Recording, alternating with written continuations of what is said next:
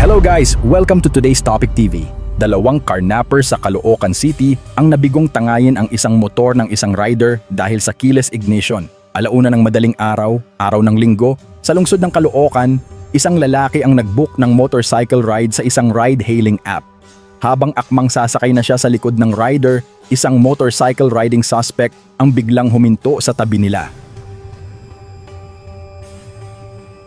Bumaba ito at bigla na lamang nagdeklara ng carnap.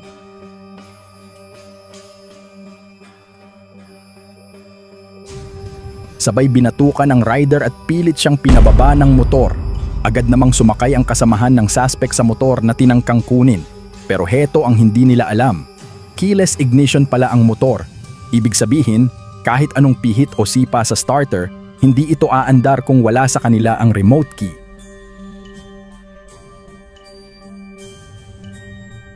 Sa sobrang taranta at pagkabigo, iniwan na lang nila ang motor at dali-daling tumakas.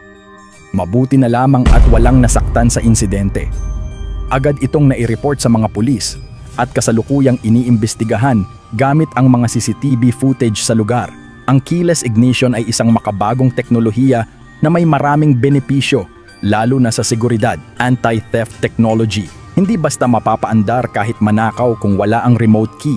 Convenient start, press button lang kapag nasa bulsa mo ang remote. Mas mabilis sa emergency, hindi mo na kailangang hanapin pa ang susi.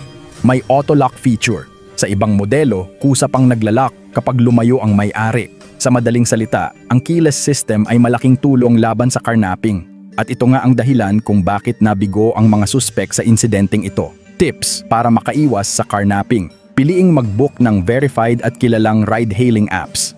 I-check muna ang paligid bago sumakay ng motor o sasakyan. Huwag gumamit ng cellphone habang nasa kalye. Maging alerto palagi. Magpa-install ng security features tulad ng keyless ignition o GPS tracker sa motor. Kung may kahina-hinalang kilos ang tao sa paligid, umatras, huwag tumuloy.